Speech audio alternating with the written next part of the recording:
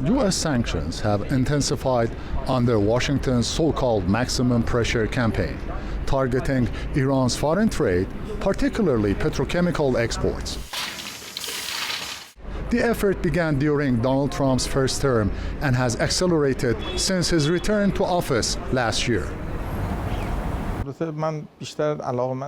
Of course, I am more interested in calling what is happening unilateral coercive measures, of which sanctions are one of its branches. In relation to many countries, they are actually using other models, such as the tariff war. The sanctions now hit Iran's energy, shipping, and financial sectors, with negative effects across society.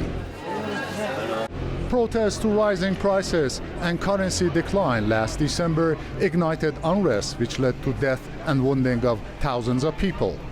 Inflation above 50% and a steep currency decline of 90% have pushed up prices and weakened purchasing power. On the factory floor, the United States maximum pressure is tangible. Manufacturers describe facing a constant battle against isolation and rising costs.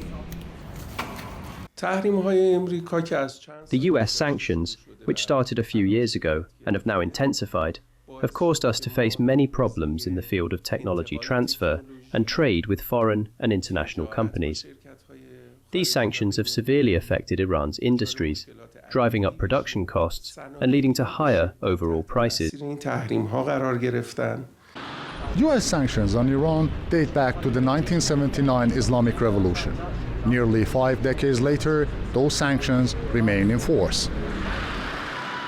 What began with frozen Iranian assets in U.S. banks has since expanded, tied to disputes over Tehran's regional policy, nuclear program, and ballistic missile development. United States is demanding a zero enrichment policy and limiting the range of Iran's missiles to about 500 kilometers.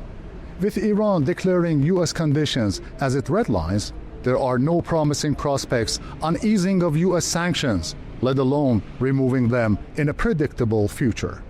Turad Shiralilu, Tehran, 4A News.